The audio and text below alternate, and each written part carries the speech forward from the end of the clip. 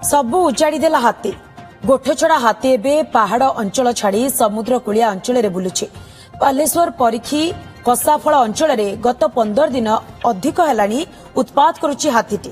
बाट बणा होई समुद्र कड़कू पळेई आसिथिबा बेले समुद्र कूलिया 2 ରୁ 3ଟି पंचायत रे लोकंकु नाकेदम करी रखिछि। केउटी घर भांगुछि तो आउ केउटी फसल नष्ट करुछि। अंचल रे पूर्वरु केबे भी हाथी आसिनथिबा बेले प्रथम थर पई हाथी आतंक देखि भयभीत हेउचंती लोकमाने। अन्यपटे हाथी आक्रमण रे अनेक लोकंकर घर मध्य उजुड़ी गलाणी। एने अधिक सूचना देउचंती आम बालेश्वर प्रतिनिधि चंद्रकांचन। हाथी उत्पात रे एबे कलबल समुद्र कूलिया लोके आमे ये जंगल भितर नाहू कि कौनसी पहाड़ पर्वत अंचल रे नाहू आमे बालेश्वर रो समुद्र कूल बा बलरामगढ़ी परीक्षी अंचल रे अच्छू एवं ए अंचल रे हाथी रो उत्पात प्रथम थर पई देखिबा को मिलुछि। ये जो पूरा घर देखुचंती ए घरे मनीष बसवास करूथला, एठी रुसई करूथला, एठी खाउथला, पिउथला, सुउथला, ठाकुर पूजा करूथला। हेले एबे सब किछि हाथी भांगी छिनभिन कर देछि, छारखार कर देछि। घर गुटिए घर नुह अनेक घर एमिति रहिछि गाँ रे जोगुड़िक गत 15 ରୁ 20 दिन धरी हाथी आक्रमण करिछि। हाथी गाँ भितर पशुछि आउ घर भांगुछि, नष्ट करुछि। एवं ये दृश्य बालेश्वर अंचल रे जतेबेले एमिति हाथी रो दाउ लोक माने सहिबा वर्तमान गुटे प्रकार मुश्किल हो जाइछि। केते दिन हला हाथी पसिलानी एवं एमिति केते घर हाथी भांगिछि? 15-20 दिन हला हाथी पसिछि। अच्छा एटी घर द्वारा क्षति करू लोक उठी फांपुड़ी दौची का मोटरसाइकिल भी उठी फांपुड़ी दौची। ए अंचल समुद्र कूलिया अंचल एठी की आगुर केबे हाथी आस्थिला? ना ना।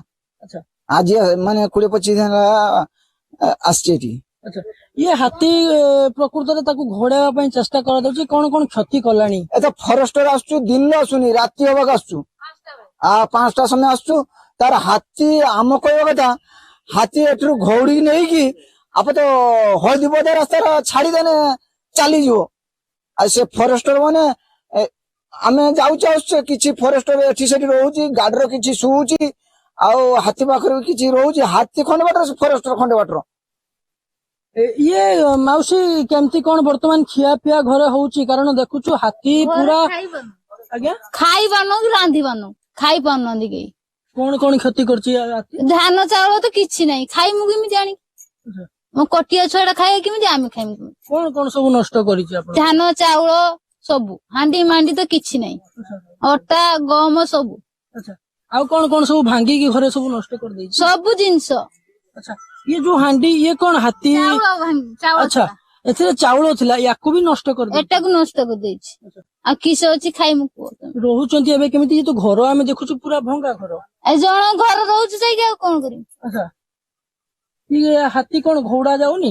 गुडो ना त आमे देखुछु जो हाथी वर्तमान किभଳି भाବରେ दाउ साजिची? बहुत बहुत से रहिया पई दो नाही माने गुडे होची जो माने आछन ताको प्रोटेक्ट करिया पई से माने तांकर यदि हाथी रहउची गोटे जगह रे से माने 2-2.5 किलोमीटर दूर रे रहउचंती। कहिला बेले से माने हम सहित तर्क करचंती तापरे होची हमको उल्टा सीधा कथा कहउचंती ए भला कथा। प्रशासन रो कोनोसी माने एपटे जो हमरो फांडी अछि फांडी रु जो पुलिस माने अछन समान भी कोनोसी प्रोटेक्शन दोना देपटे। ये घर रो मु आउ थरे दृश्य देखे देवा पई चाहिबी। कारण ये घर गुटिए घर नुह अनेक घर एमिति रहिछि जे भांगी सारिछि, नष्ट होई सारिछि। लोकंकर जीवन थरकर ही बर्बाद हो जाइछि। सब धन संपत्ति हाथी गुटे प्रकार उजाड़ी देई जाइछि। चाउल खाउछि, बासन कुसन नष्ट करूछि, ता सहित ये जो भली भाबरे घर देखुचंती ये सब भांगी सारिछि। एवं जेतेबेले वन विभाग चेष्टा करूछि वन विभाग मध्य नाकाम रहुछि हाथी को घोड़ाइबा पई। बालेश्वर चंद्रकांत जेना, ओटीवी।